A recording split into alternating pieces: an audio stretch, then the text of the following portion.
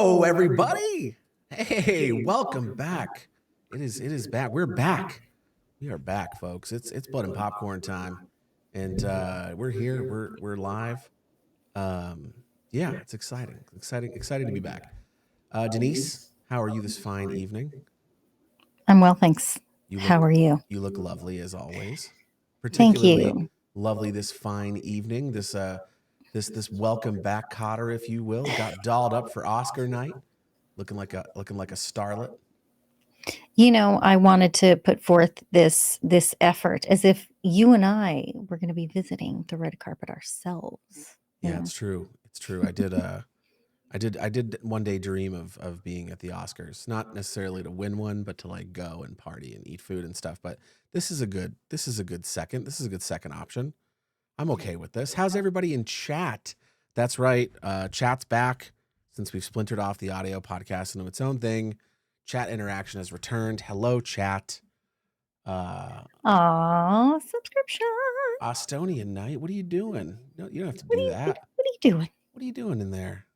What's going on? Am I picking up his audio? I just want to make sure. Yeah, I think you are picking out a little bit. I was Because very you're loud. loud. I was very loud. You're, I'm a loud why guy. are you so loud? Listen, I'm boisterous.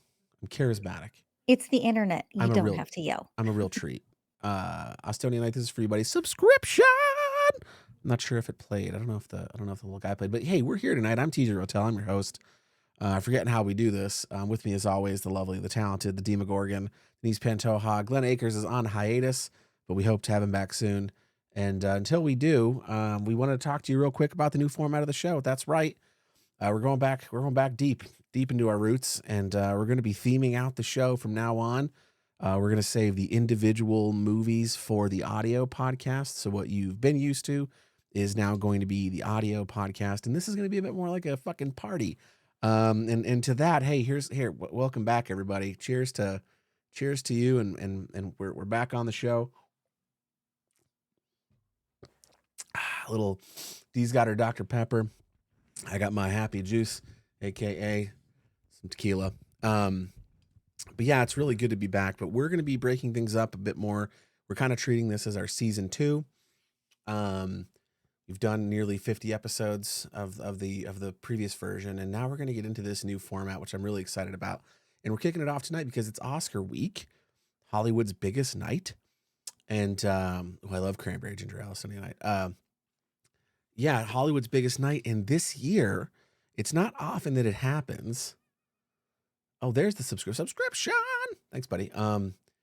It's not often that it happens this way because horror isn't typically a genre widely recognized amongst the Hollywood elite as award worthy.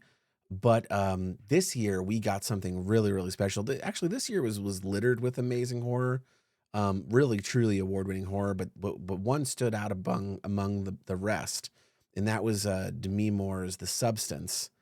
And this movie is what kind of inspired this episode because it's nominated for Best Picture. Demi Moore's got a nomination for, I think, Best Actress. Right? Is that correct, D? Yes. Director. You are correct. We got the director. We got actress, original screenplay, makeup, and hairstyling. All very much deserving. But yeah, really exciting that that we've got this in there. Death, was Nosferatu also nominated for Oscars? I don't. Denise did all the research. I don't know. I blame her if we're off. But we've got something really cool. The Substance was a wild movie, and we're gonna chat about it. And we're also gonna be chatting about the likes of The Exorcist, Jaws, Silence of the Lambs, The Sixth Sense. We're gonna touch on Black Swan because neither of us have really seen it.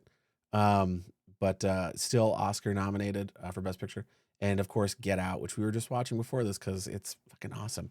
But yeah, let's get going. We were actually just focusing on Best Picture noms, I think, because that's what it did. Yeah, that's such a huge deal. But yes. Shout out Nosferatu. We still haven't seen it yet. We're looking forward to it. Oh, we missed the popcorn bucket. That was a bummer. That's Not okay. I that really we want the need monkey popcorn bucket. That's the one I'm aiming for. not that we need any more popcorn buckets, It's but so cool. Yeah. So I mean, let's get things going. I mean, this is a little more loose of a format. We're gonna just kind of chat about it, and I'm gonna kick it off. Denise, do you remember? And chat, feel free to answer this as well. Do you remember the first time you saw the 1973 possession horror known as The Exorcist? I'm gonna be honest with you, I don't remember the first time I saw it. There's a lot that I don't remember from my childhood, so I It's don't definitely remember, not a like trauma response. No, everything was great. Yeah. Um, I don't remember any specific instances where I, like, first saw a movie, but I remember watching it, and I remember the visceral reaction every time I do see it, like, it still stands up for me personally. Like, I'm especially affected by possession movies because for me, horror is one of those things where you're like, you can kind of like put yourself in that situation and say, okay, what would I do? How would I survive that? And there's not a whole lot that we've been shown that you can do to fight that kind of thing, right? Possession, it jumps from one person to another. Like, how the fuck do you fight that? So that one terrifies me a little more than Denise, did that others. did that have something to do? Were you raised Catholic? Did you grow up in the church? Is that what drove that kind of visceral reaction to a possession story? Oh, you betcha. You betcha. Yeah, raised Catholic. We would all kneel around my parents' bed to pray every night before we went to bed. We went to church every Sunday. Eventually that grew into, as we got older and probably and Moira's back as we grew Shout out older Moira. and probably a little more anti-religious establishment, or at least I did. Hmm. It was more like, okay, Easter, Christmas, but when I was younger, absolutely. And how about you? Yeah, the E&C churchgoers. Um, my family eventually devolved into that as well, and then gave up altogether. Uh, yeah, no, I mean, I don't remember the first time I saw it. I know it was like it wasn't in theaters. Obviously, I was this was came out 9 years before I was You born. weren't born. I wasn't. You neither were you. I What are wasn't you? either. What are you fucking talking about? But yeah, I just I knew of The Exorcist because as a horror fan, it was one of those things that just was in the zeitgeist of horror and of society. I mean, this movie was like people were like throwing up and passing out in theaters. They tried to ban this movie. Like it was a big deal when this came out because it was so realistic and the effects did shit that we'd never seen anything like it before. Like true effects wizardry. And I get it. Like I was also raised Catholic. I went through 12 years of catechism, and I was courted by the Catholic Church to become a priest. My priest at the time, Father Gannon, offered to like send me to the Vatican to go to seminary. Like that's how bad he like wanted me to get into that system. And I was Isn't like, Ganon the bad guy in that's Legend of Zelda? Ganondorf. Denise. Don't knock Father Gannon. He was one of the good ones. Um, but the yeah, the it was a weird time to kind of be courted. I was like, no, I want to be an actor, and they were like, yeah, it's the same thing.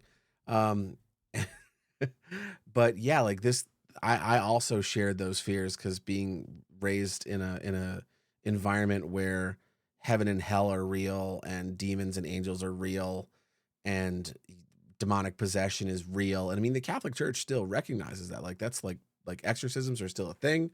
They're still it's still something that goes on. And I'm trying to fix my hair. It's weird. It's a fucking mirror. I don't know. It's like backwards. Eh.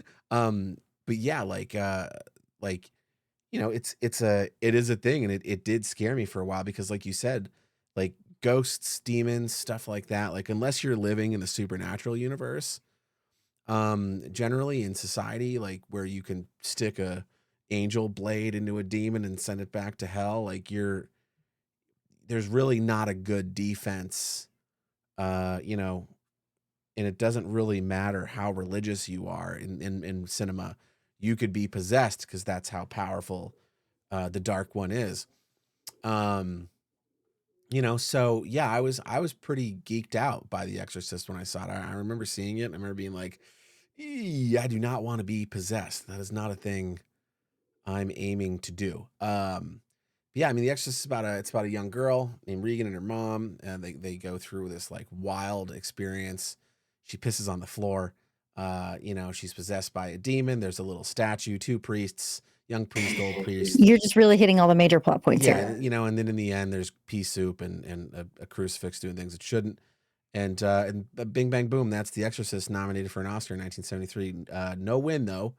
The 46th Oscars did not win. Directed by William Friedkin, who was a freak in the process of making movies. Denise, tell us a little about Willie F's shenanigans on the set of The Exorcist. Let me tell you, there were some shenanigans. Like, and this definitely goes back to one, why unions were formed, and two, about the absolute lengths that people will go to for their art and the things that they will, especially directors who had vision in the day, like what they would force their cast and their crew to endure, and not acceptable by any standards, but acceptable back then. So there were things like there were so many injuries on set, but like one of the things was he wanted to see the actor's breath, so he had a refrigeration system installed in the bedroom. He wanted it was like negative 21 degrees Fahrenheit. Yeah, it was supposed to be negative 20 degrees Negative Fahrenheit. 21 degree. That And can't that's be right. that can't be I right. don't think the Maybe it was cameras would 20. operate Maybe it was in 20. those temperatures. Modern cameras would No, have a hard time but operating no, they those they could temperatures. literally only shoot certain so many minutes at a time. They could only do, like, so many pages a day because it was so cold. So, I think that is accurate in some way. Maybe the site I got that from was Yeah, I don't think it was in the dramatic, negative degrees. That would be but at least There'd be 20 degrees. frostbite. 20 degrees, sure, I could see 20 degrees, but like And you have, like, a negative 20 degrees, you're talking people are okay, losing digits. alright. I don't think they got that. I think we got some broken spinal cords though. Okay, I Tell us get about the spinal cords, Denise. Rip these spinal cords out of your mouth and put them on the screen, please. Alrighty then. So Linda Blair, fractured her spine because she was very loosely tied into the contraption that was making her slam back and forth when she was, having her convulsions. And that actually turned into a really big scoliosis problem later in life. Like she suffered physically for so long. To this day, she can't stand being cold. Ellen Burstyn, at one point, when Reagan is supposed to throw her mom back against the wall, after a couple of lackluster shots, William Friedkin went up to the guy who was pulling her by a wire and said, "What did he say?" He said, "Give it, really let Burston have it," and she broke her coccyx.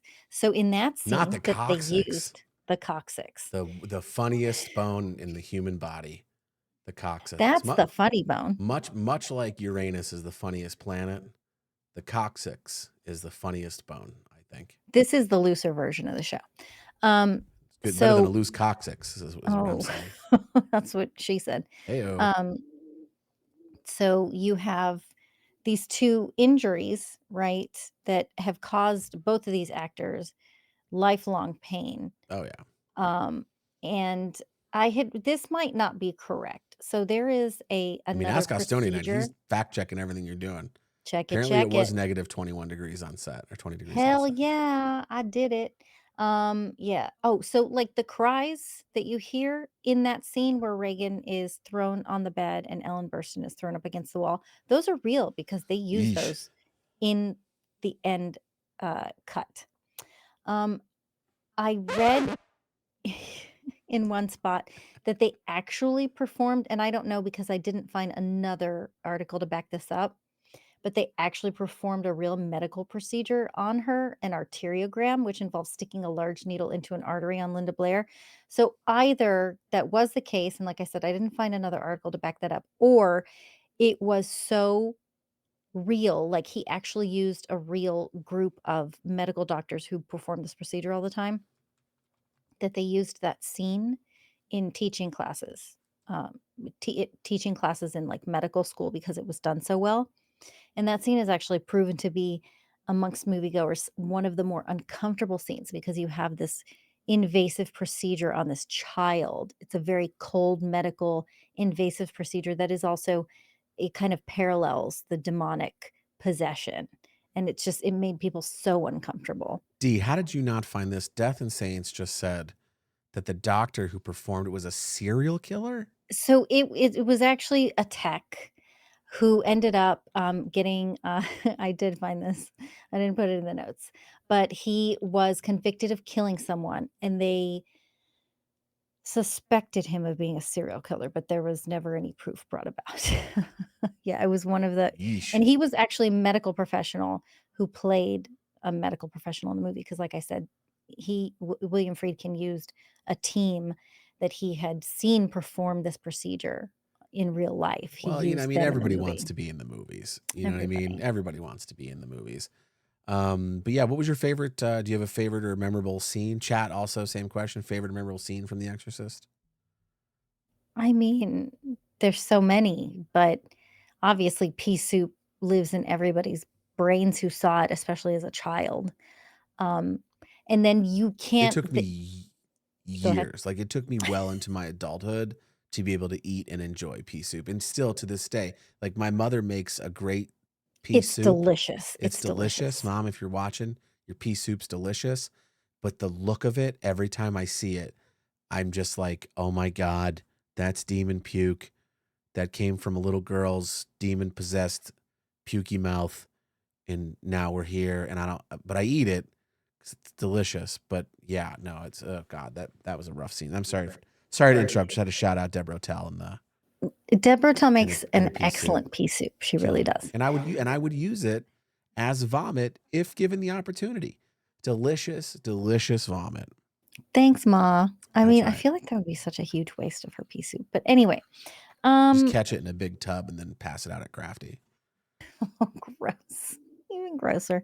Anyway, and then, of course, so this was based on a book, right? Apparently, they very much toned down the crucifix masturbation scene, and even so, like for moviegoers, that 50 seconds was way too much. I mean, that is, I mean, especially growing up a Catholic, that says a fucking lot, That's right? fearless cinema. Shit. Like that's like that's the level of it's funny because like people like Lloyd Kaufman and Trauma catch shit all the time for being like over the top and gross out and doing really inappropriate stuff. But like in reality, Oscar nominated The Exorcist did some really heavy lifting on some really heavy shit. And that crucifix scene was like that, like this is the 70s. Like in I think in 2025, I feel like you might get 51% of the country pissed off at you, but then the other 49% is gonna be like, it's a fucking movie, like grow up. Um, but the reality is that in the 1970s, movies like this didn't exist, and like to see that level of graphic imagery on screen happening, I can't imagine what society did in that moment. That's like a cultural moment frozen in time. Like, oh, I went to see a movie and a young girl, uh, uh, I mean, for the lack of a better word, fucked herself with a crucifix. And that's heavy stuff. Like that's heavy. That's a heavy lift. It makes sense that you would love that scene, Denise. You're a freak. What do they call you? What is it? What is it? A I don't know what you're talking something in about. the streets and a freak in the sheets. No, no, no, Something. no, no. I No. didn't say I loved that scene. Oh, It I'm was sorry. I'm confused. memorable. It was memorable. What That's for about sure. you? What were the most memorable scenes for you, you fucking lunatic? Well, I think another scene on par with the vomit and the crucifix scene is the peeing scene at the beginning at the top where she comes down and just pisses all over the floor. Because that's really like that's disturbing. You know what I mean? Like there's a party going, everyone's singing and drinking highballs and smoking inside, and and then she just pisses all over the floor, and you're like, oh, this is going to be again taking it back to 1973 and thinking, being in that room and like you're like, oh, it's a scary movie about the devil, and then a young girl pisses on the floor during a house party, not a kid and play house Yeah. party, like a fucking super white house party. I love Kid and Play House Party. Yeah. And it's such a weird thing, but that was super memorable. But yeah, to me the head turn was really big, and the spider walk, which I think I can't remember if the spider walk down the steps was in the theatrical version, or if that was something that made it into the DVD. Because I remember the spider walk, but I remember hearing that it wasn't that was something that was new for like the anniversary edition of like the DVD that came out or something. I think I did read something about that because there was actually another, like, there was a contortionist or a gymnast who did that, and then up until, like, SAG was formed, she wasn't credited, another actor was credited, which sort of screwed her career because other people thought she was taking credit for the other actor's work. Hollywood, baby. Yeah, it was just like a whole thing, so yeah, it might not have made it into the final But I cut remember of seeing the it, theatrical and that, release. yeah, that and the I don't head know. spin was like next level special effects. Yeah, The Exorcist is Oh, really yeah. wild, and Oh, it was a dummy that they made, and they actually tested it in a car on the street and turned the head to see people's reactions. yeah, Yeah. It reacted and redacted. Linda Fantastic. Blair was very uncomfortable with that Well, who wouldn't be thing. uncomfortable with having their head snapped around like that? No actor should have to endure Well, that level. I mean, she already had her spine broken. I don't think her it neck right. No, with that feels like too much, it was a a bridge too dummy. far. It was a dummy. She was a dummy for agreeing to do it. It's irreparable damage to her spinal cord. You're a Scoliosis. dork. That's how scoliosis is done. You When you rotate your turn your neck head around. 360 Yeah. degrees left to right, and bam, you're in it. You're in the shit now, baby. You're pea soup, and that's it. I mean, that's The Exorcist. It won Best Sound and Best Adapted Screenplay, 1973, the 46th annual Oscars. Hell of a movie. Denise, any last thoughts on The Exorcist before we move it on down? Well, real quick, a couple more stories about The Exorcist. I forgot. Jason Miller played what was Father Karras? Was that Father? Was that the Correct. young priest who needed an old priest and a young priest? I met Jason Miller at a Charlotte Hornets game when I was a kid. Hey, thanks, Estonian Night subscription. Yeah, I met Jason Miller, and it's so hard for me now knowing Jason Charles Miller, because I every time I say Jason Miller, I want to say Jason Charles Miller. But I met Jason Miller at a Charlotte Hornets game. I have a picture if I ever find that I'll post it in the Discord. But yeah, he was uh, uh, under the weather, to say it politely, at the Charlotte Hornets game. Who wouldn't be? It's the Charlotte Hornets game. But yeah, Linda Blair went on to do Hell Night, become a scream queen in her own And right. Exorcist too, right? Exorcist 2, and I don't know if she was in 3. Was she in 3? I don't think I so. can't And then, remember. Because 2 was interestingly the enough, heretic, right? That was the adult mhm, Linda Blair. she had to address her fans because, they brought Ellen Burstyn back for one of the shows or the movies that they recently picked back up, and Linda Blair was never approached to be in anything, and that I feel like is a huge missed opportunity. Like, she was this movie. Oh yeah, like you don't have The Exorcist without Linda Blair, and furthermore, I don't think you have it without Jason Miller. His performance was really nuanced and really great, and that ending was wild, and like what a great hero move for that character, to pull at the end.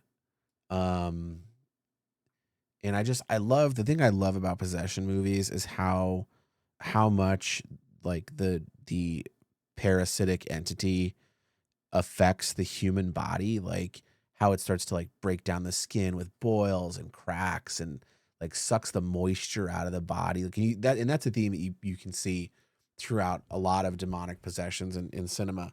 how much the physical toll it takes on the human body, and then kind of um, the healing period after, if they're lucky enough to be exercised after the possession is over, to still kind of see those scars, because it's not like um, it's not like in Late Night with the Devil, where the demon's there, when it's gone, the girl's face is still good. Like, I like to show, like, yeah, this kid endured shit. But the thing I don't get, because clearly her face was all jacked, but scars and bruising.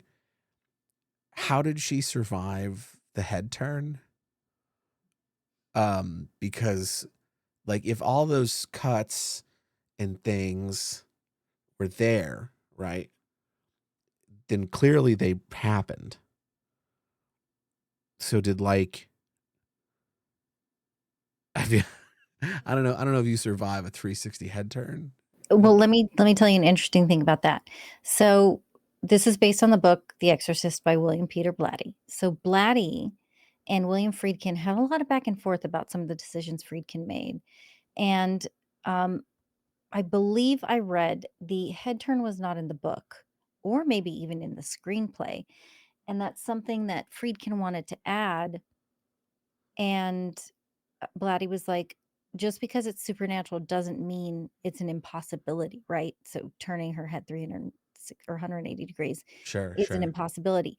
But Friedkin inserted a shot where Father Karras has this kind of like look on his face. So you're like, did it happen, or is this something that Father Karras is like Oh, see, that's smart. That's smart. imagining? That's good filmmaking. And that worked out really well. For as much as he was slapping people around on set and firing guns and asking children if they'd done certain sexual acts, the guy really was a smart director, I suppose, in the end. Yeah. Because he got the performances of a lifetime out of that He kid. shot a gun right next to Jason Miller's ear because he wanted to get a real reaction. He slapped a real priest. Like, he would hide guns around the set. Can you fucking even imagine? These days, he would hide guns around the set I because he can't. wanted to have very real, very visceral reactions from his actors. Like, what? Are you fucking kidding me? Like, It's that crazy. It's crazy. Like, again, like you said at the top, like this movie is why unions exist, and thank God they do. They do. Because I mean, there'd be a lot more jobs available in Hollywood right now if they didn't. I can tell you that much, because you're right. fucking bodies everywhere.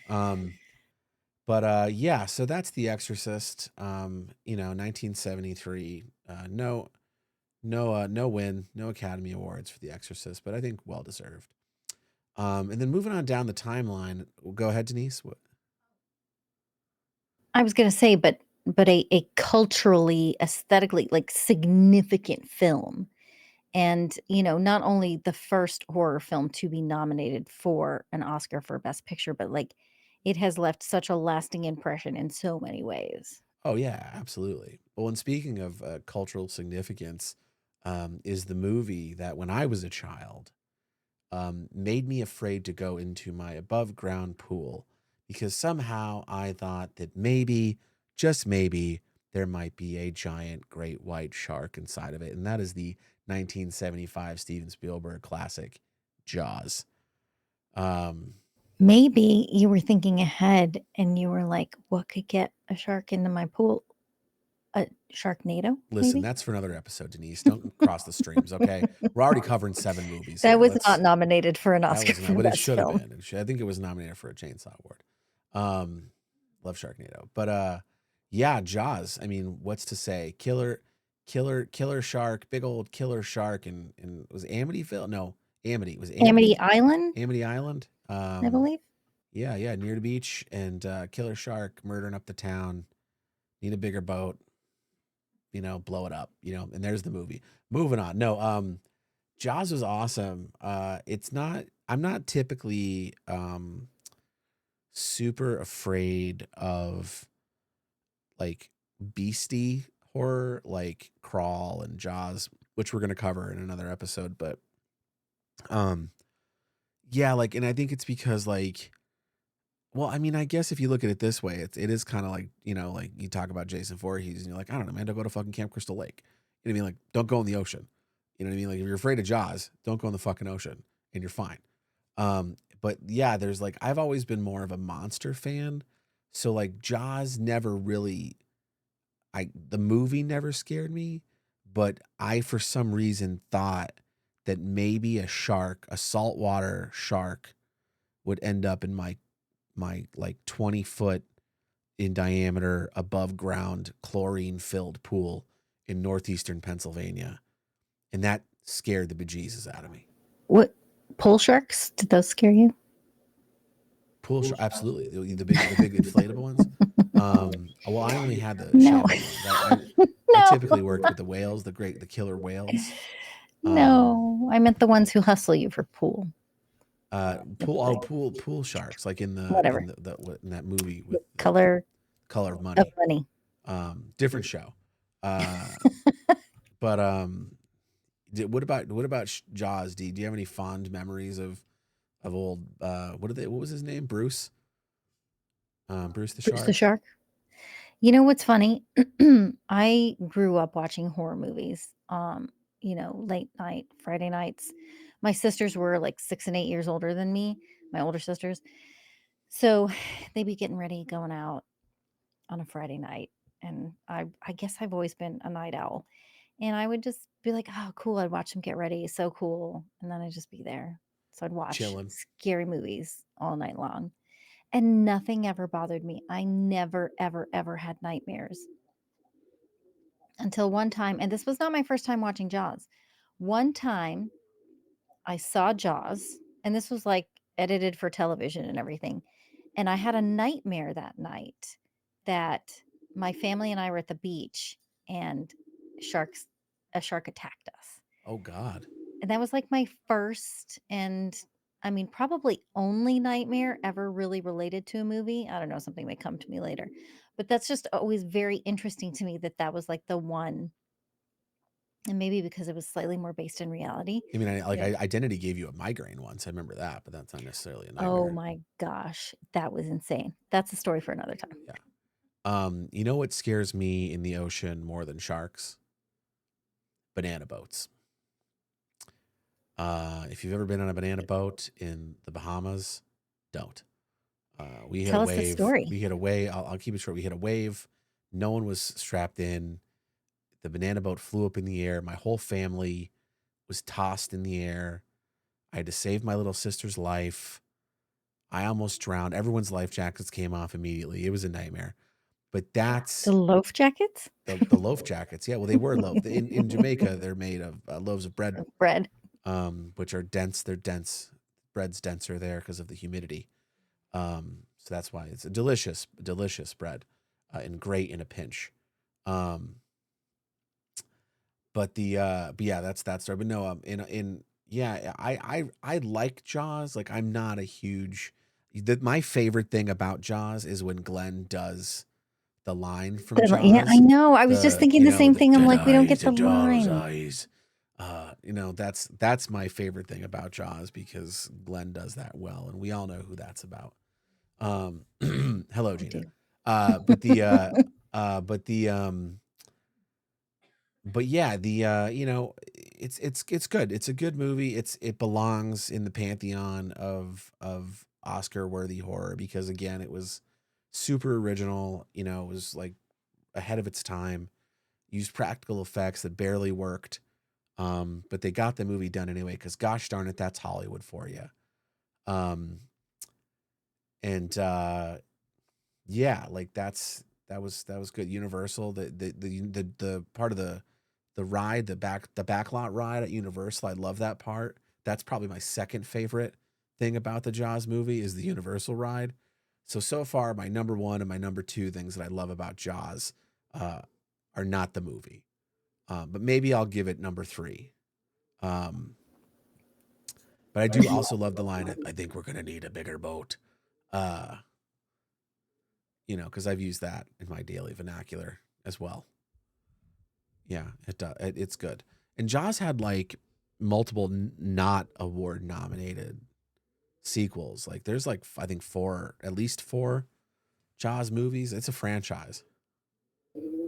One of them I goes to remember like a three. like a Sea World. That's like 3, isn't it? Yeah, and that's like Jaws's brother, Swaj, I think his name is. No, I don't think so. You might be confusing that with Santa Jaws. Anyway, Santa Jaws was fucking phenomenal. okay, that's a story for another I day. think we Didn't we covered do? that one. We Yeah, we covered did it. that Yeah, one yeah, for yeah. Holidays of Santa Horror Jaws was a couple years phenomenal. ago. Um, it is a phenomenal movie, and it's funny. Austonian says suspense goes a long way, and that's what they did really well. And that's listen. I mean, it wasn't an independent film, right? It was um, A young Steven Spielberg. a young Steven Spielberg. It was a Universal Pictures movie.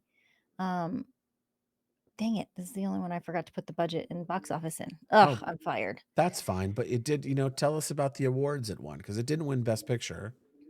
It did not. So it was the one Spielberg was snubbed, a lot of people say, because it won all other 3 awards it was nominated for: editing, original score, and sound, which I agree with wholeheartedly.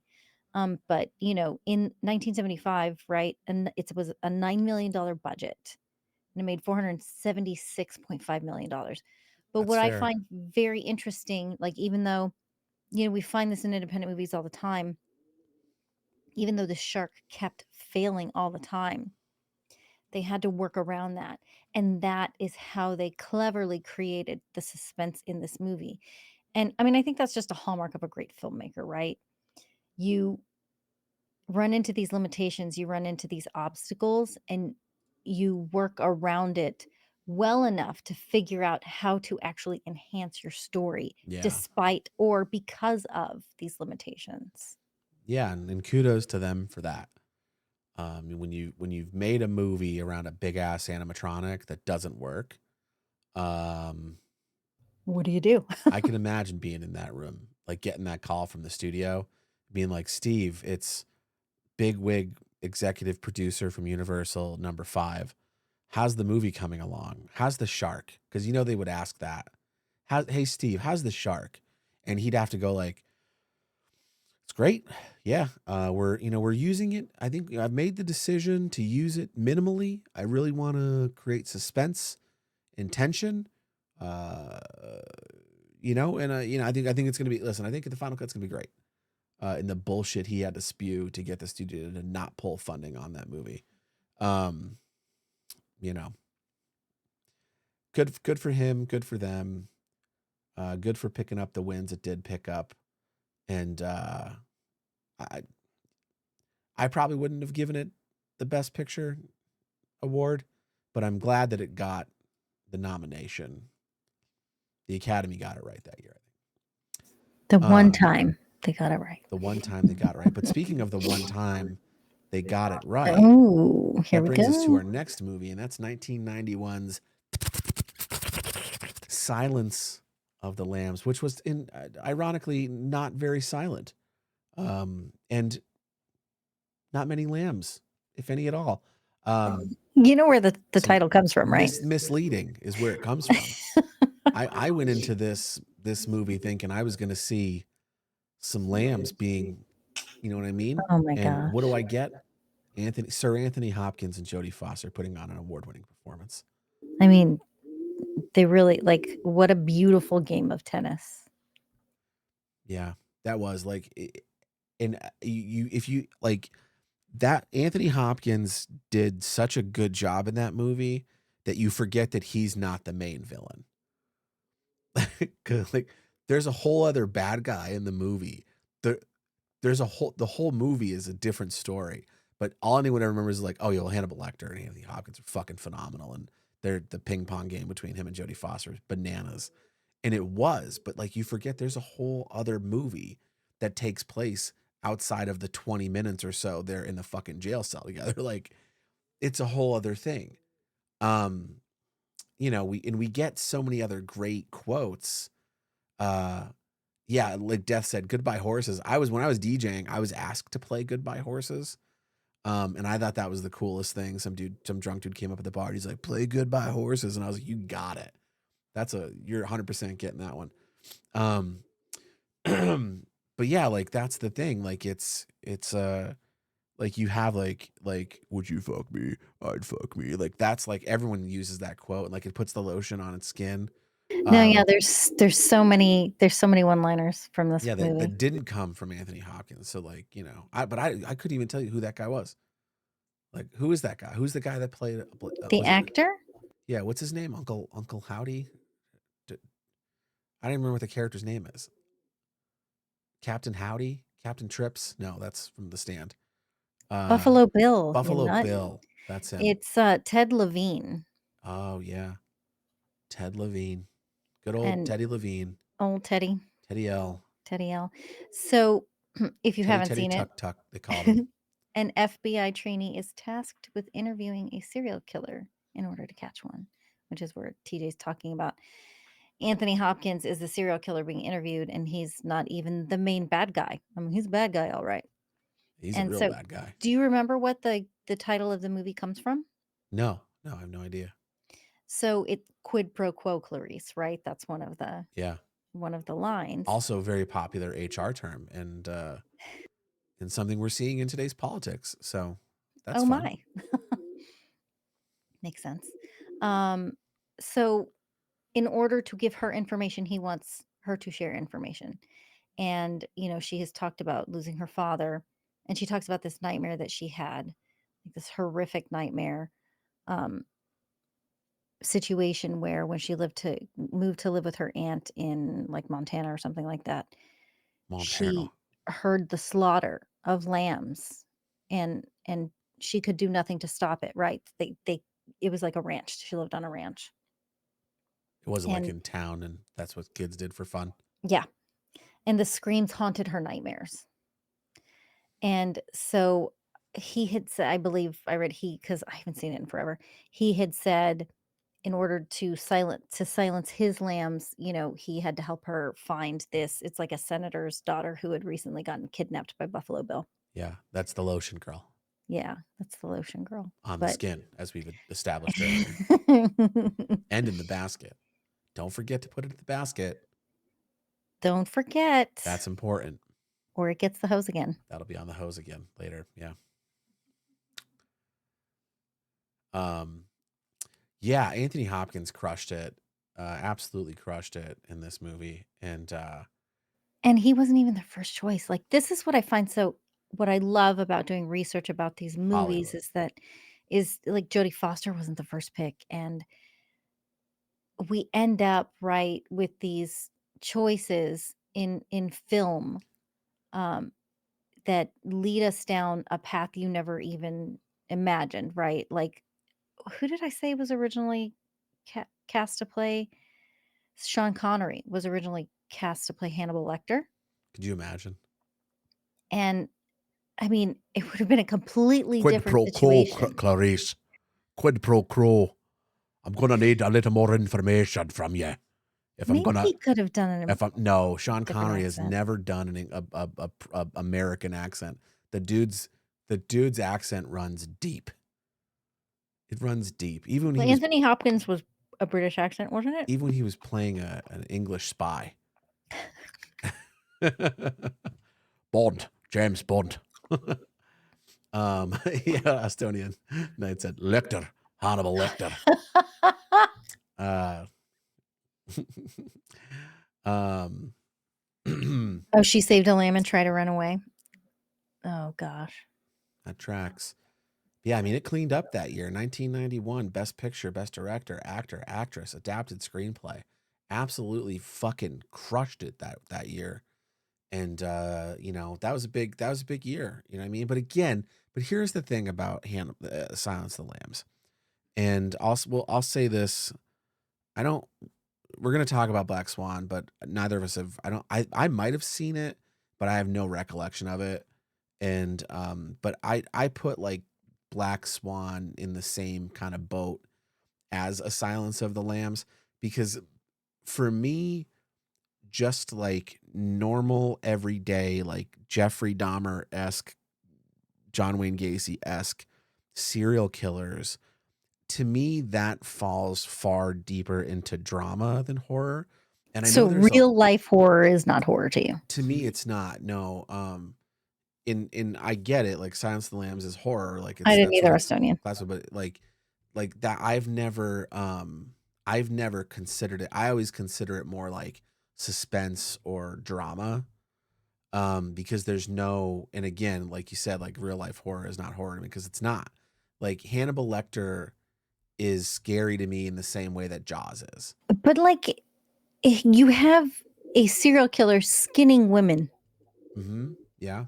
Like it's But he's not possessed by a dream demon or an unstoppable force wielding a machete at a campground, or a guy in a white mask with a big butcher knife, or a dude with from hell with pins coming out of his head.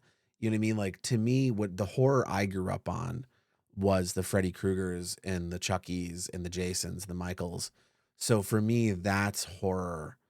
And I don't disagree that Silence of the Lambs isn't horror. I just uh to me that never felt like horror.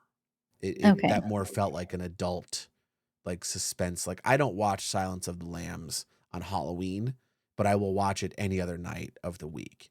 Right, and we've had this discussion before talking about what movies we're going to bring up on the show, that psychological horror, thrillers, things like that to you don't quite make the cut, and it's interesting because, like, one of the definitions, if you Google it, of horror is a film genre that seeks to elicit physical or psychological fear in its viewers. So, there are so many that actually follow that definition, but you're right. It's not something we watch on Halloween. It's not something we, Yeah.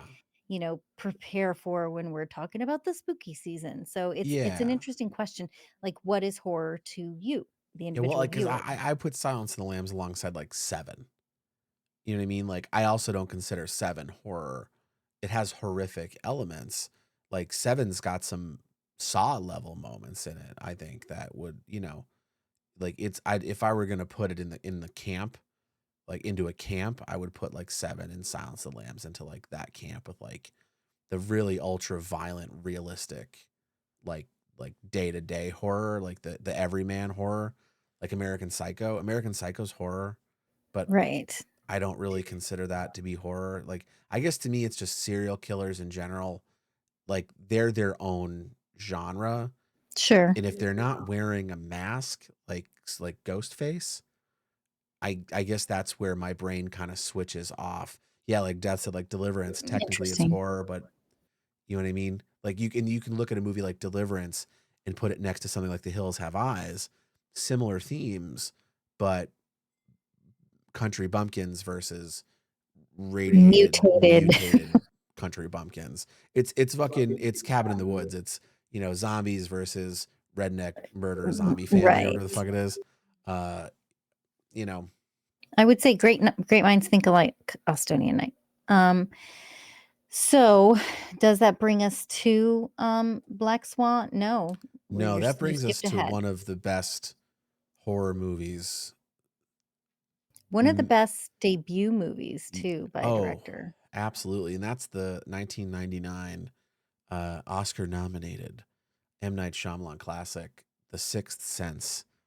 Where a psychiatrist Fuck, tries to help a young boy plagued with seeing ghosts. HJ, Haley Joe. Um, Haley Joel. I mean, listen, he can Joel. go by Haley Joe if he wants. We're friends. We're best friends. I'm sorry. And I just call him HJ for short. HJO, H Joe, I call him. Um, but no, The Sixth Sense was a moment in time. Like it was the thing in 1999. I was a senior in high school. Uh, for some of that at least. But The Sixth Sense was a moment in time. It was a seismic shift Oh my in gosh. in not only the horror genre but in cinematic storytelling as a whole, because this dude came along and pulled one of, if not the greatest swerves that anyone has ever pulled in a movie. He created an entire subgenre What a of twist. of his movies. Like that's something that you don't see. Like no, like you look at a Wes Craven's career, who's arguably on the Mount Rushmore of horror. John Carpenter. They have their movies span the genre, but M Night Shyamalan has came out of the gate so fucking hard with The Sixth Sense that every movie since has been a disappointment because he's never been because it's like He peaked too soon. well, it's like being a magician. You've got this really great trick, uh, and you do it all the time, and no one can ever figure it out. And then one day you learn that that's the secret. Like the secret is the ball's under the cup, right? It's the whole time. Um, and the the way that he executed that movie, I remember being in theaters watching that movie, and I remember the end. Someone dropped spoiler in chat just in case the 5 people that we don't know in this chat are going to be bummed out by the spoiler for this. Um, but the ending of that movie in the way that they took you back to show you everything you fucking missed was like as a horror fan. Death and Saints just drops in a chat. Bruce Willis was dead the whole time. I love you, Death. Uh, but that's the thing. Like it was. I remember walking out of the theater and not saying anything to my friends, like and just being in awe. And it was one of those things where it was like I don't I don't know. I knew I wanted to make horror movies then, but I knew for a fact that I would never make a movie like that ever. And that's something. What was your experience with The Sixth Sense, D? I mean, it it floored me. It blew my fucking mind. And, I've never been one of those people who, like, super picks up on stuff. I mean, sometimes I do, but a lot I like to, like, immerse myself in it even after being in the industry for so many years. Sometimes it's hard, Yeah. but I like to try and immerse myself. I mean, this was long enough ago that I wasn't in the industry at the time, but it was like, "My god," because nowadays, right? You're like, oh, sometimes you're like, "Oh, should I be on the lookout for something?" Like, "Oh, does that mean something? Oh, that's gonna mean something later," right? Yeah. But it was just so beautifully woven, so subtly nodded to, that when you go back and you, like, see it kinda reminds me of the end of Contagion, where you go back and see how it all started, right? Mhm. And Yeah. you're like, "How did I miss Well, that? the use of How like did the I not color know?" red Mhm. in such a subtle way, and again, you don't pick it up when you're watching it. And I wonder if he originally had planned to go back and show how the trick was done, or if the studio wasn't like, I don't know if people are going to get it. You need to go back and show that he's been dead the whole time.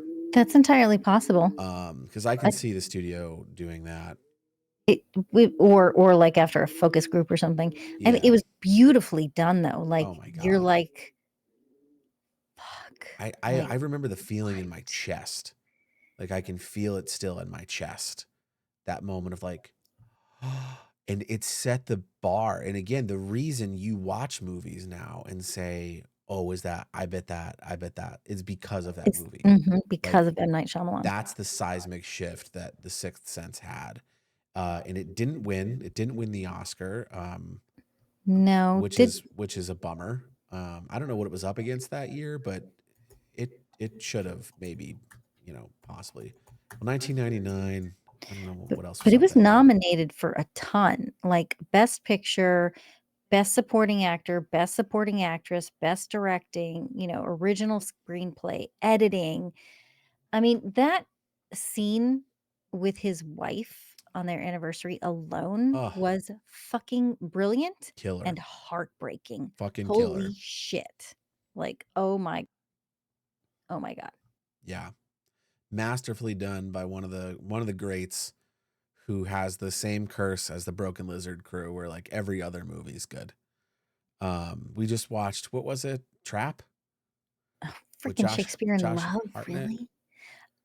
Um, Oh, is that oh, yeah. well, I mean, fucking Shakespeare. The period pieces are tough to beat at the Oscars. Um, yeah, which is why I feel like Conclave probably might win it, or The Brutalist this year. Because anytime anyone's in old timey clothing, you know. Although I don't know if They love I don't know if they love Conclave the might be costume. recent, but it's a lot of fancy clothes. Um, but They love the church. they love every who doesn't in Hollywood, who doesn't love the church. But yeah, you know, it's just it was such a groundbreaking fucking film, and kudos to M Night on that. And the dude's done, like, his career is bonkers. Like, he's done a ton. Trap wasn't good. Like, I didn't like it. But like running down his like bigger ones, like I didn't mind The Village. Lady in the Water was way too fucking weird for me. Signs was okay. Signs was pretty okay. The Happening was, I kind of like The Happening, but I like The Happening for the first like 15 minutes of the movie, and that's about it. Mhm. The Village The Village was was like beautiful. Um, like that's the thing. Like the guy makes really stunning art, and I respect him for that. But like I would love to see another Sixth Sense out of M Night Shyamalan, like where he can surprise me again. Like that movie was like eating fucking butter pecan for the first time. Like I'll never get that experience back again. It's never gonna be as good as the first time you have it, and that's the case with the Sixth Sense.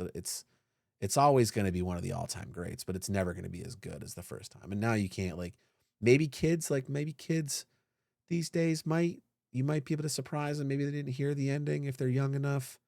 But I also feel like kids these days, would just be like, whatever. So he's dead, and then go back to their phone. yeah, or You know? they'd be like, "He's dead." Yeah. Be like, "Fuck you. Fuck yeah. How did you figure that You out? didn't know that. You I got read to. it somewhere." I Yeah. wept at the end of that movie. I was so shocked. I mean, yeah, fuck, and it's such a heartbreak, right? Yeah. Because you see what happens in the beginning and you're like, "Oh, okay, he got through," and then you're like, "Fuck. No, he didn't. Sorry, I scared the shit out of the cat." Dear God. Well, The Sixth Sense probably did that. But at Yeah. least you didn't scare the shit out of the bird, because scared birds are what we're going to talk about next, which is, or at least What? that's what I assume this movie's about. And that's the Natalie Portman 2010 ballet thriller, Black Swan.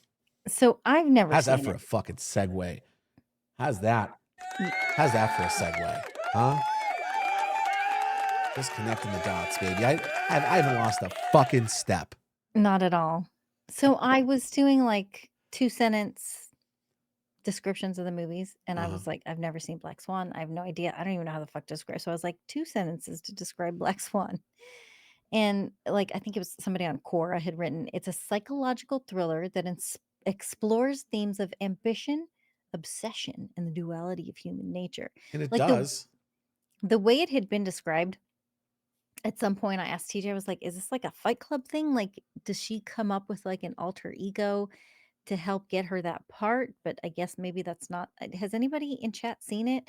I I've mean, seen, I've either seen it or I've seen enough of it on TikTok wasn't there, like, a where big there's sex like, scene that everybody just talks about between Mila Kunis and Natalie Portman? Like, I feel like that was, like, a big deal for people, I don't right? remember that, but shit, I'm gonna have to go back and watch it. I don't But know, the or maybe it's people refer 4.99 to on it. Amazon right now, or on a Apple I iTunes. don't I think we mean, need to buy it. probably not. But I know there's like she's like a ballerina, and I think Mila Kunis is a ballerina, and they're like competing for a part, and like shit starts to get weird, and like there might be like she starts to go through this kind of transformation, and I don't know if it's an actual physical transformation or if it's more like a mental transformation that's being shown in a physical way. Yeah, Because like I her think eyes change, there's, like, a like, and there's breakdown. yeah, there's a whole bunch of shit that goes on, but it's like murder and mayhem and ballet. That's how I would probably describe it in 2 sentences: murder, mayhem, ballet, and swans. Um, And, it did not win for Best Picture, it did not, and that's probably right. Like, that but feels right, but it was Natalie Darren Portman won. Aronofsky, yeah, Natalie well, Portman won Best because she's a Actress. queen, man. Natalie Portman's fucking legend. She is legend. Um, you She was know also a legend when she finally dumped that cheating motherfucker. Although I think he was married when they got together. all right, we don't have to get into Natalie Portman's personal life here. She was Queen Amidala, all right? All sins absolved. Um, and a young hit woman and the leader of the revolution. Oh my That's gosh. all we need to That know. listen, The Professional is phenomenal. Yeah. Yeah, that was Black Swan 2010, no win. Darren Aronofsky picked up actress, director, cinematography, and editing on the Oscar side of things. And kudos to it. I will probably watch it at some point, um, but it will not be tonight.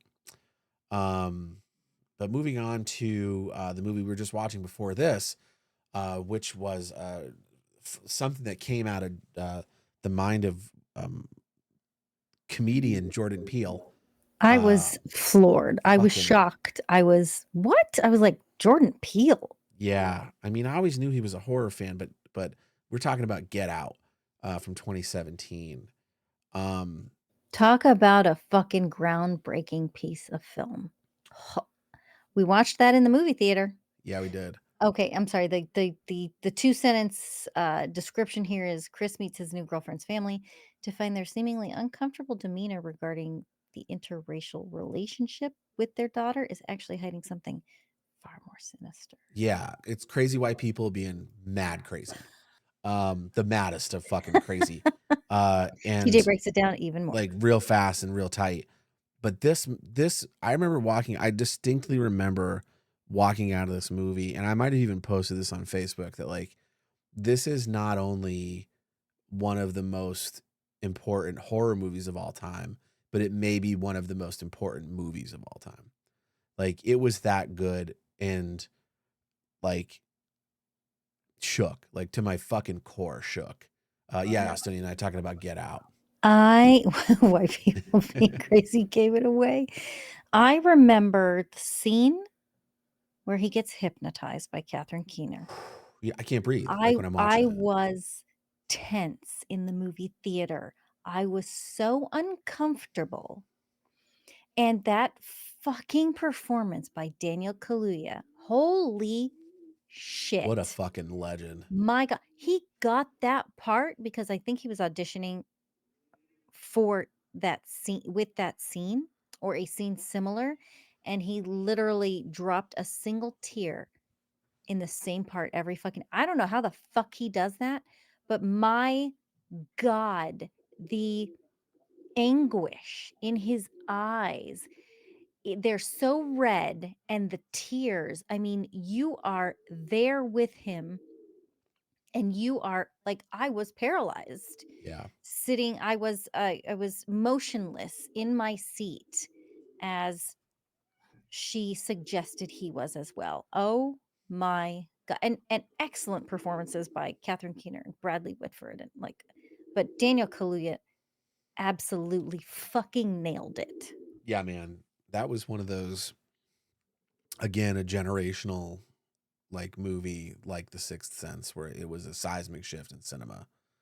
It showed what could be done um, when you have a really great story being executed by a really great storyteller, and a bunch of amazing players that bring that story to life. Like, But but sorry, are you done? oh, Sorry. yeah, I mean, the look on your face, how can I not be? Well, I'm just like, is he kind of suffering the same fate as someone we just spoke about? Yes, and I was just And my about to bring Shyamalan. that up. Yeah. Sorry, Well, sorry. I was saving that for like the end, I'm to like to sorry. bring it. I'll Hey, listen, this is live. This is live TV. This is what happens. But we're here now, so let's talk You about it. ruined it, You Denise. ruined the surprise. We were gonna surprise you. I was gonna pull out a confetti cannon, surprise everybody. But and now instead of that, you get this. Sad trombone for you, Denise. That's what you get. No, I'm sorry. But no, I mean, you're right though. Like, and this is what bums me out because I love Jordan Peele. I was a big Key and Peele fan. Like I said, Get Out is one of my favorite movies in the last several decades when it What a comes to horror. debut! Fuck. Um,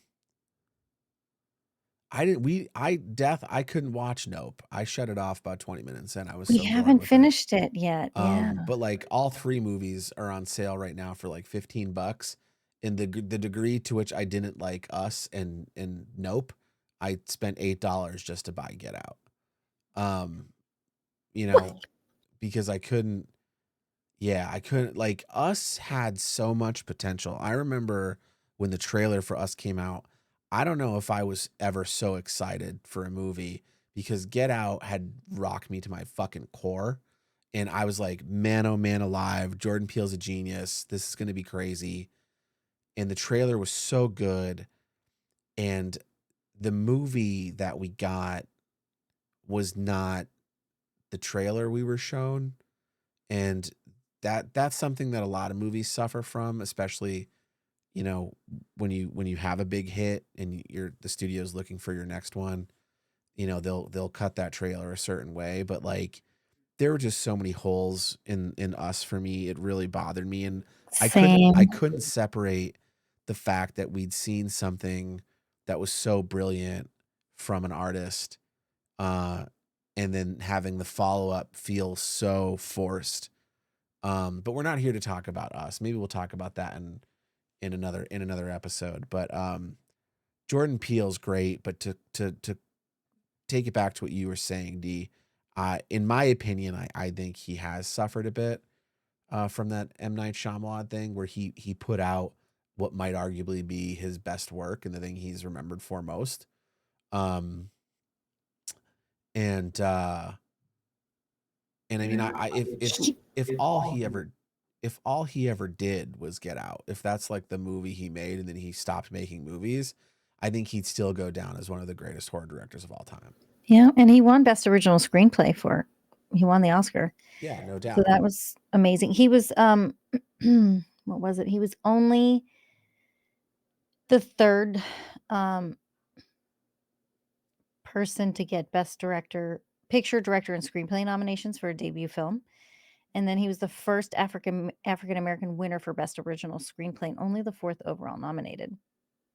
Well, we all So know that that was, like, fucking Hollywood's terrible, and the Oscars are notoriously bashed every year for not being diverse enough. So that's not a um, surprise. that's not a thing anymore though, so we're all good there. Yep. It's illegal, so yeah, I mean, it was groundbreaking in so many ways, and to have I mean, we've seen comedic actors switch over to dramatic roles and But things like what a that, shift. and this was yeah, this was very surprising for Yeah. me, and it was so fucking effective because it's so fantastically and uncomfortably told the story of what is actually happening, like, Well, what and the thing too is like I love Get Out, and I think it's a masterpiece from top to tail. But I'm never going to experience it the way that you experience it, or the way that other people who don't look like me experience it. And that's what, that's beautiful. Like that's the kind of stuff that you see out in the world today and you're like, that's great. Cuz not everything's for me. Like, and even though I love that movie and I own it and it's fantastically made, it's just one of those things where like I'll never get that level of fear that people of color will get watching that movie. Um and like just to bring to bring the two sides you see to the big screen in that movie and execute them both so well and so like just so horrifyingly beautiful. It's a masterpiece. But yeah, it's a different animal when you depending on the lens through which you see that movie. But also, like, the beauty of it, and I think you're saying this, and I might be reiterating, you know, what you just said, like, the fact that even though you aren't experiencing it's experiencing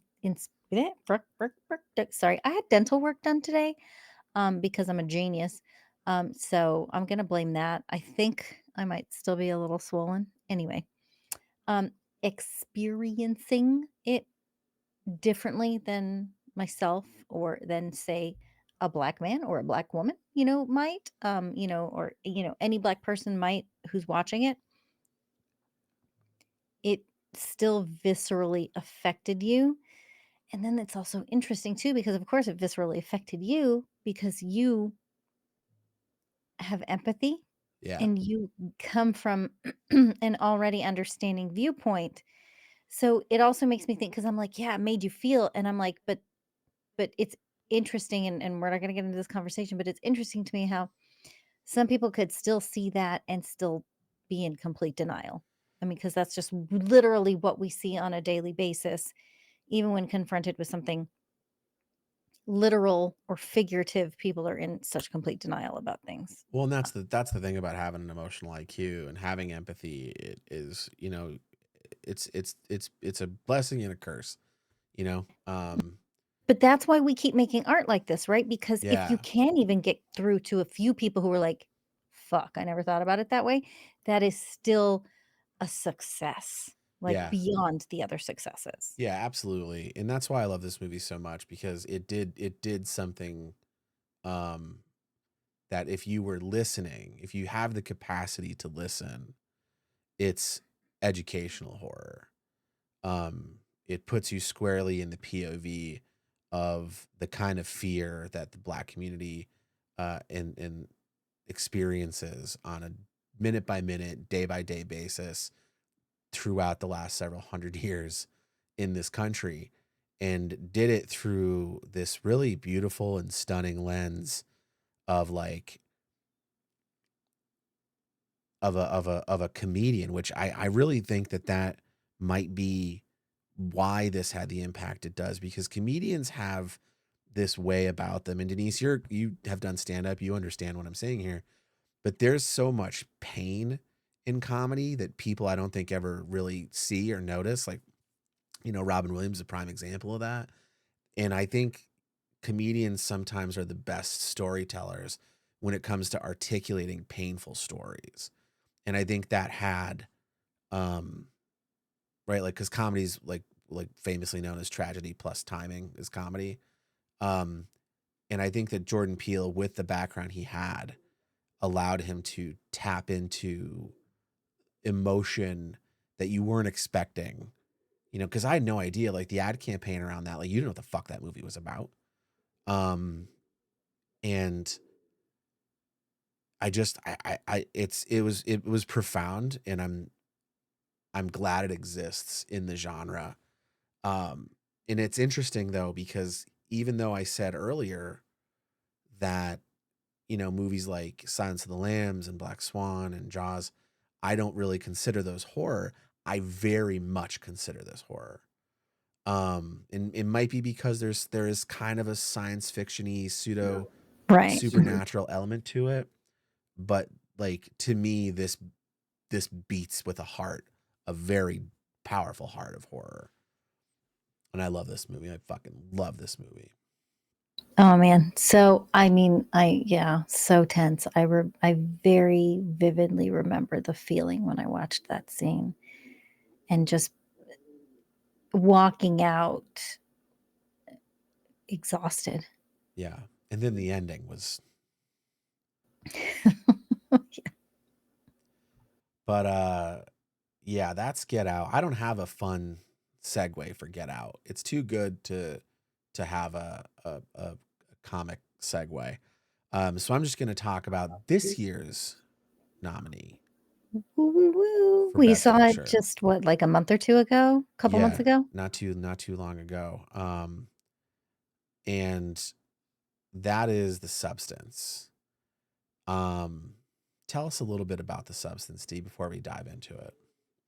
So I want to spend some time on this one. I do too. So, The story follows, an aging actress who is fired from her longtime exercise video career, like, empire. Like, you see her walking down the hallway, and there's just, like, the covers of all of her, it's very Jane Fonda aerobics video empire, but she's aging out of it. This disgusting producer lets her go, It's Dennis. Was that Dennis Quaid? Dennis Quaid. And it's funny because Demi Moore talked about a certain scene in that movie. We'll get to that in a minute. Yeah. So she's presented with the option to use a black market drug, which essentially splits a younger version of herself from her body. Like she literally births her, like she crawls out of her own skin. Ugh. And she has to share the time with her younger self. It's like 1 week on, 1 week off kind of situation.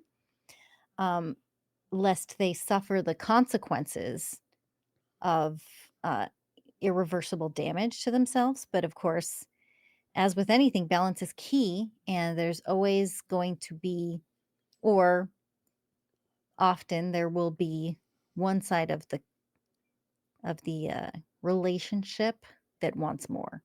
Yeah. Well, I mean, So, it's really a like very layered. The movie is an onion.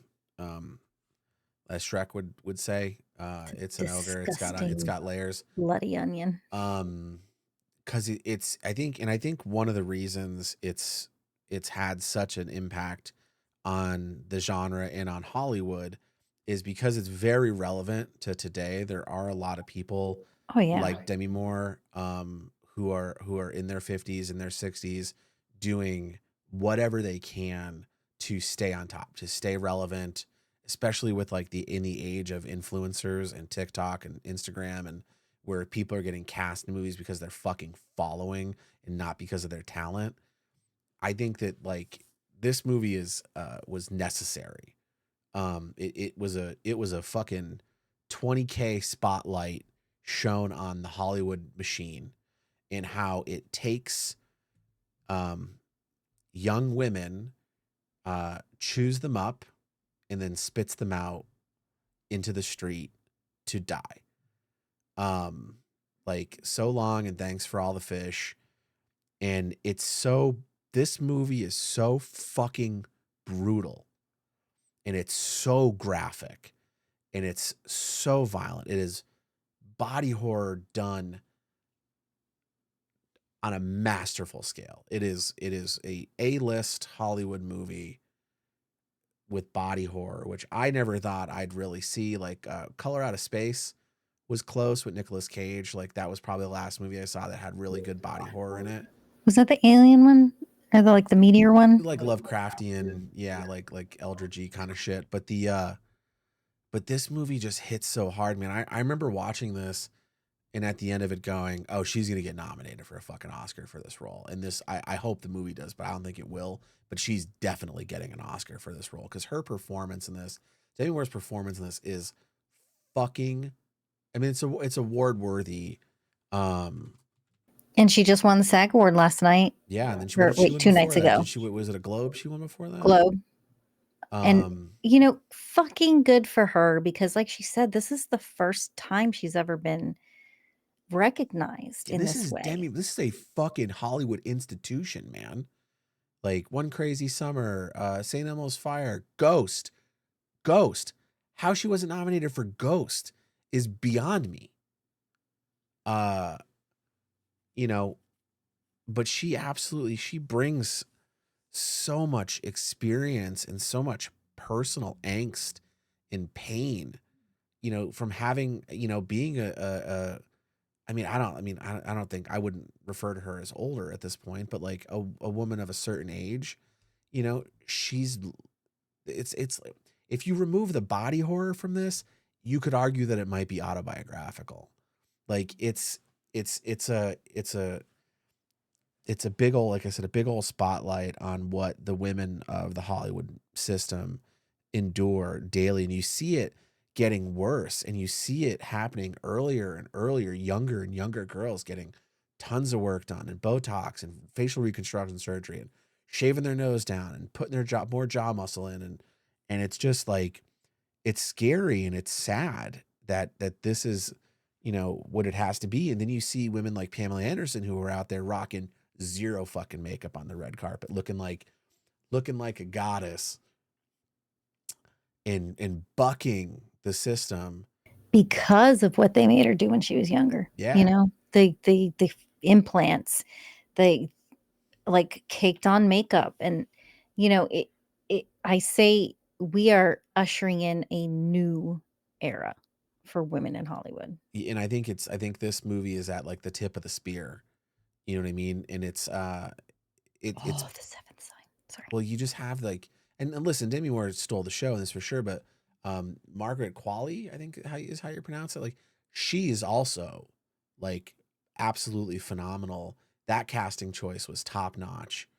Um, and just the way they play off each other, and to see literally like young Hollywood literally consuming old Hollywood and turning it into something grotesque and unrecognizable, something that's dying literally before our very eyes, and being willing to ultimately kill herself to, because what her character goes through is what Demi Moore's character went through in weeks, in months.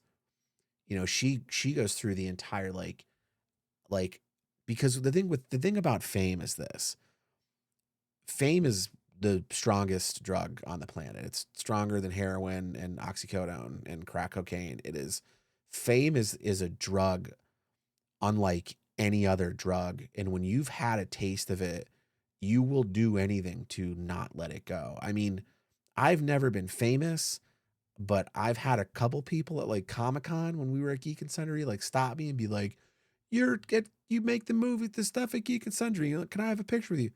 Like maybe five people in my entire existence have stopped me to like take a picture. That feeling you get, I don't think I've ever experienced a high greater than having someone recognize me and want to talk to me because of the work that I've done. Not even when you did crack? Just Not even kidding. when I did all that crack back in the 80s. But no, it's just one of those things Yeah. where it's impossible to shake. And it's strange to me. It's almost like the military. Like, you like when you go into the military, there's no surprise. Like, you know what you're getting into. You know what you're walking into. You know how you're treated afterwards, but people still bravely volunteer to do that. Um, when you're getting into Hollywood that someday someone's going to come and punch your fucking ticket. Like the younger model of you is going to come out and you will be irrelevant. You will be relegated to B and C movies for scale, and you'll be lucky to get them. If you're really lucky, maybe you can go pull some fucking 10, 20 years running the Lifetime circuit or the Hallmark circuit if you're really lucky, and still get to make a good living doing it. But I it mean, is it is a nasty, nasty business.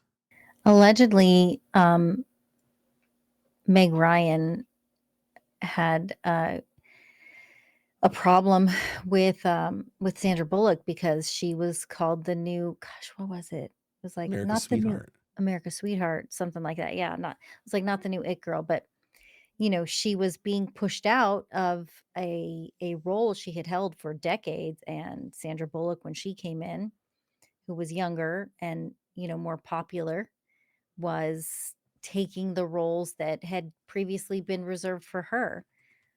So yeah, you're absolutely right. The really fascinating thing, and I apologize because I I don't know if the doc didn't update, but there were a couple of additional notes that I had in here. So this movie is from a French director, Coralie Farge, and she wrote, directed, she edited it. This was only her second feature film, Shit. and she was like award winning like crazy. And I Good think for her.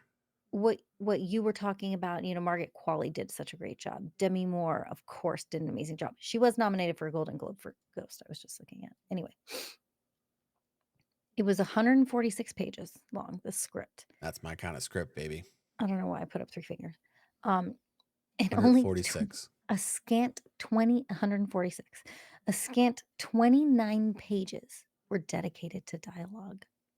Now, in order to garner such praise, to make such an impact with that movie, it's like a lot of people think that acting is just saying the words on the page, standing in the spot. But to convey a story, any story, but a story like this with so few words is truly magical. And it speaks to the actors and the director and the whole machine coming together to be able to tell this incredibly impactful story without literally saying the words, Yeah. with facial expressions, with sounds. And it's funny because I was reading this to you, TJ, and you were like, this is how I write. She wrote the script in extensive detail, almost like a novelist does.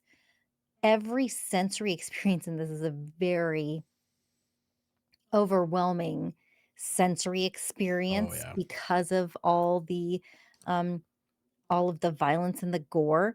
I mean, she would use sounds and onomatopoeia. Onomatopoeia. There you go. I remember that's how I said it. Onomatopoeia? Onomatopoeia, like Topoeia? sploosh and onomatopoeia. That's a hell of a word. Onomatopoeia. You don't remember that from English? I mean, I remember onomatopoeia. Oh, damn it. Am I saying it wrong? Onomatopoeia. Onomatopoeia. Listen, whatever. I pronounce it tomato, you pronounce tomato. Yeah, It's a I'm type sure. of Yeah, word, if you're not I familiar could with be it. wrong. Like I genuinely don't know. Onomatopoeia. Yeah, you're probably right. Whatever. I was having more fun with it, I guess. It's a type of word or the process of creating a word that phonetically imitates, resembles, or suggests the sound that it describes. So, like sploosh. Yeah. Ah. But Um. yeah, she did that in the script, and I think that did wonders for allowing them the blueprint to create these characters, you know?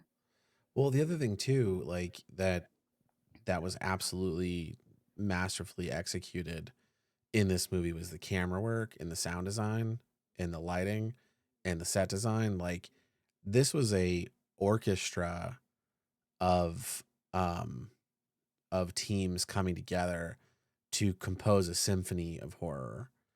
Um the like extreme close-ups on Dennis Quaid eating the shrimp, like very unsettling imagery, like the carpet patterns in the studio Oh my hallway, the gosh. color choices, like everything about this movie was designed to make the audience uncomfortable so that when you get to the end and you're shown this truly horrific figure of or disfigure of humanity, you're almost desensitized, much like the audience who's just like, it takes them a hot minute to understand what's going on. And, uh, you know, it's, uh, it's just a really special movie. Like, and it has some of my favorite gore effects and creature effects. God, since The Thing, like the creature effects in this movie are on par with John Carpenter's The Thing. Like It's that might be controversial, but I stand by it. it's just amazing when you're watching a movie and you can go, "Oh, like Yeah. what The am I fucking seeing?" the fucking whale hole blood spray on the audience at the end. I love blood in movies, and I love when it's like fucking anime blood, and that was fucking anime blood. It just kept coming. And I was just like, I remember watching, just going, "Oh my god," laughing like, "Oh my god, it's still coming." Like Mhm. they stayed on that scene for like 6 minutes, like just fucking spraying blood all over the audience nonstop for minutes. And like that was just such a wild fucking experience. But again, it's like the tragedy of both of these characters, really. Like, I think ultimately Demi Moore's character a bit more than Margaret Qualley's, but even Margaret Qualley's like, she's the younger version of Demi Moore. She experiences an accelerated rise to fame and then an accelerated drop off a sharp cliff that she has to cope with and deal with. And Well, she and does so by, by hurting by herself. hurting herself. Because that's the amazing thing, right? Like, not only is this a commentary on everything that women are forced to do to keep up with the Joneses in this industry, but the lengths that you will go to hurt yourself because you get greedy for the chance, the opportunity for more time, because that's basically what it is. The younger version wants more time, so she pushes the older version off, even at the expense of, granted, it's not affecting her yet, but here's the thing, right? It's a negative effect on the original, we'll call her the host body, Demi Moore's character, but that in turn feeds who Margaret Qualley can be. And she's doing that until she can do it no more. And then it all goes to shit in about 5 seconds. Well, and that's the thing is I don't even think it's greed. I think it's desperation. It's to these people it's necessity. It's addiction. Like I mentioned earlier, Hollywood and fame are drugs.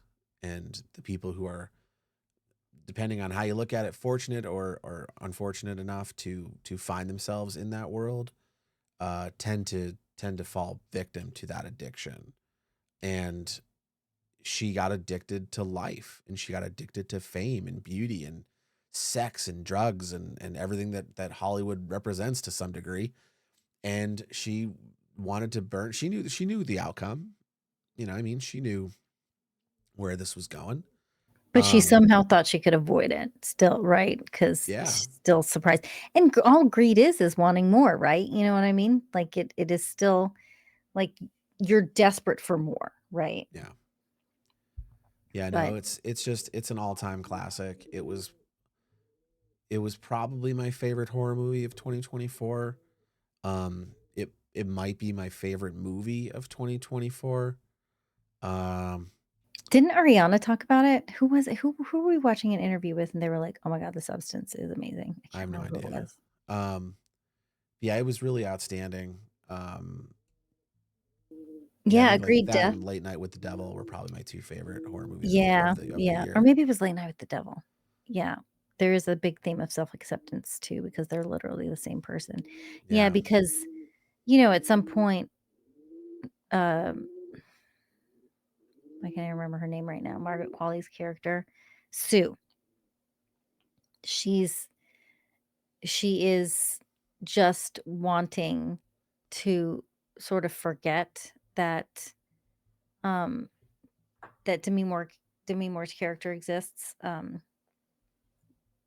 because her only use is for this serum, right? yeah, Um, and as the voice on the phone says, it's all about the balance. yeah. I think it's funny So that Dennis simple. Quaid's character's name is Harvey.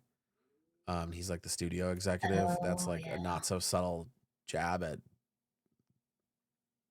Harvey Weinstein.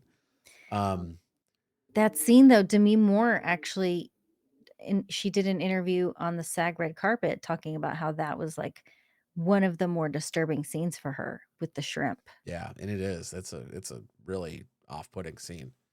And like I said, I don't think it's just the act. It's the camera. That camera angle is like in your face, and And like the the fucking sound design, my god. just like, oh, fucking gross, like absolutely gross. But what a great creature! What a fucking phenomenal um use of the Walk of Fame and to show the passage of time and the decay of fame, and then Fuck. to end on that frame, That ending is just at the end, just like poetic. it you It's you get swept away, Yeah, it's easily brutal and it's forgotten. beautiful and it's awful. It's all the words. It's a contradiction in motion. It's stunning and heartbreaking. And as people who work in the industry, it's an all too Real. common reminder of what a lot of people, go through, which is why it's like, celebrities they're just like us, but they endure quite a bit. And I don't know if, acting, is a challenging profession, but I think being famous is far more challenging. Um, it costs way more to be famous. And I think this movie really portrays that in 2 hours and 20 minutes to a level of not so subtlety and but like balancing, not beating you over the head with the themes, but just like making you swallow them. Um, Very visceral. yeah, it's a visceral experience, this movie. Mhm. My poor parents, I told them not to watch it. And then they saw Demi Moore. My mom loves her, and she was like, "Oh my god, we should watch this." And then they called me and they were like, "We're gonna watch The Substance," and I said, "You shouldn't." And they were like, "Why? We can watch." I said, You shouldn't. Like, I know you guys. You shouldn't watch this." And they did, and they called me right afterwards, and my dad just goes, "Oh my god!" And I was like, "Yeah, no shit. I told you to fucking." You are not ready for this shit. This is not in your realm of, you know, the wild robot, like yeah. I think it was such a necessary film because, you hear about things, right? You hear about terrible things and people get desensitized to them. Yes, Hollywood can be hard. Listen, you're playing pretend for a living. They get paid very well once they reach a certain level. Not everybody gets paid very well. Most don't. Most never reach that level. Yeah. But even those who reach that level, like you said, fame has a price, has a big price. So you and yes, dry your tears with your $20 million a year or $20 million a movie, but still, it is there is an invasion of their lives, and there are certain things that they have to be held up to. I mean, like, somebody did a compilation recently of interviews on the red carpet talking about how, like, it was just acceptable in, like, the 90s and the early aughts to be like, "So, you've gained a few pounds, right?" You know what I mean? Talking to women on the red carpet, like, I know people are tired of hearing, about how, hard certain people have it, but I mean, women are treated so differently and held to such a different standard in Hollywood, and this is such an eye-opening way to show that journey because there are so many terrible stories that we've heard from A-list actors even who are like, I was told I was too fat for this, or I was needed to lose 10 pounds, or, just really the most blunt and unfair things, right? When some people are called, some women were called overweight or fat, they were not. They were just regular size, and we demand skinny and young, and we are told that the ideal, I mean, I grew up thinking that the ideal look was white. So there is so much wrapped up into movies like this, and like we just talked about Get Out, it's so important that we continue to make art that shows the struggle in a creative and fantastical and digestible and sometimes not so digestible way. Yeah, I think I agree 100%. I think it's hard to watch. We were watching the red carpet and the SAG Awards the other night, and just watching the actors move from photo spot to photo spot in the shift of like on like to like slog to the next spot, like, okay, like it was sad. Like it's like they're just human. Like they're just human beings. They poop, they wipe their butts, like they eat We hope. cheeseburgers and french fries and burp, fart. Like they're human beings.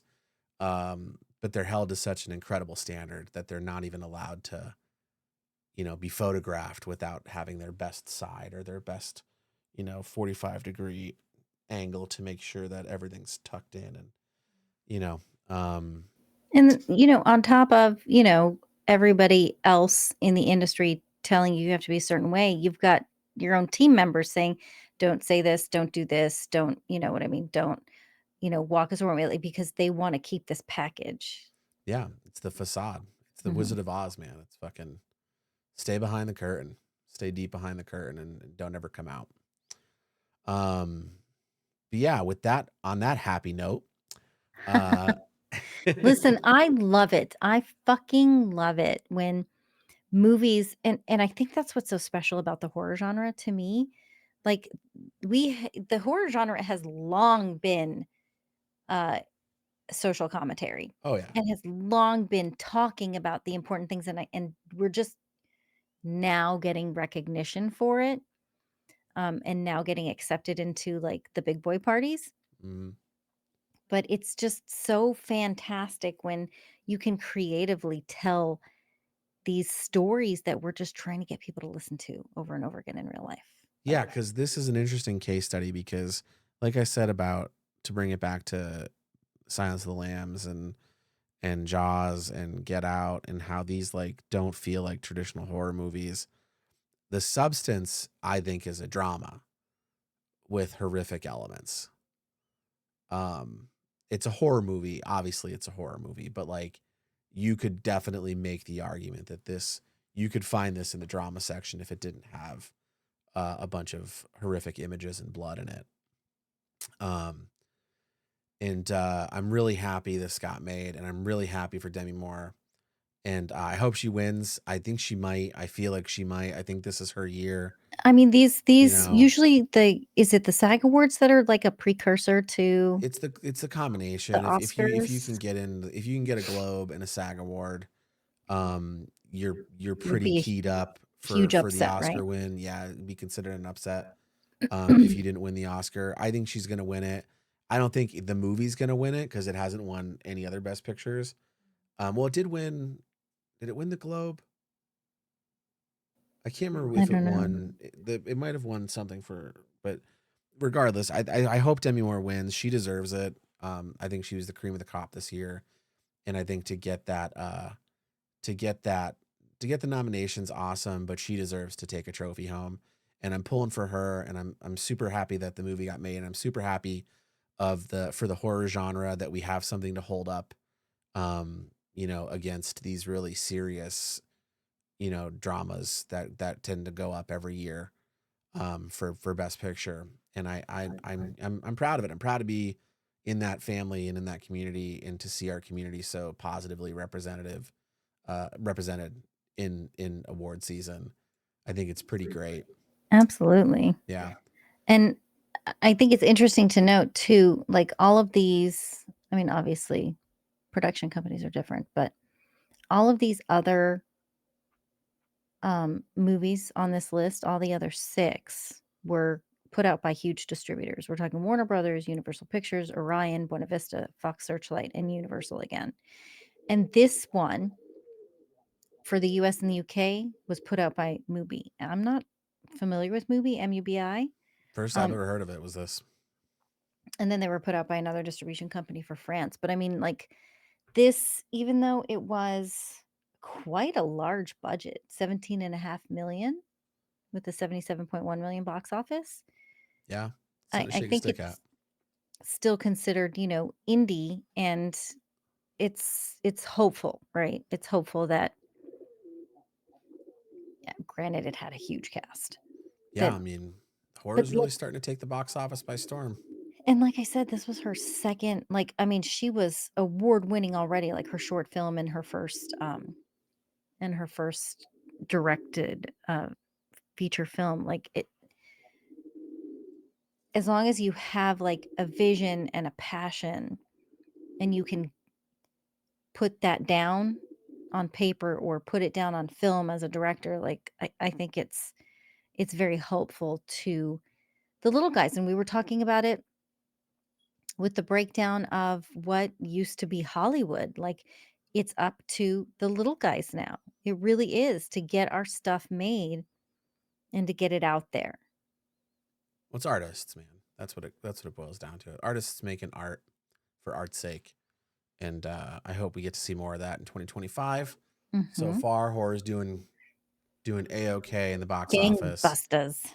So hopefully that trend continues, and hopefully we see more award-winning horror in 2025. But this has been a lot of fun. This is the new format. I hope you guys liked it. I really enjoyed it. This was a blast. And yeah, we'll see you next week. I don't know what the episode's going to be yet, but we'll see you next week. Same bat time, same bat channel. Thanks for coming to play with us again to Yeah, chat. this It's was good to see fantastic. y'all. Nice to be back. Nice to have everyone back. Nice to be chatting with Chat again. The Oscars are on Sunday, I think. If Yes, you want to it check should be. those out and root on the substance, please do. Yeah. Anything else you want to add, Denise, before we head out of here?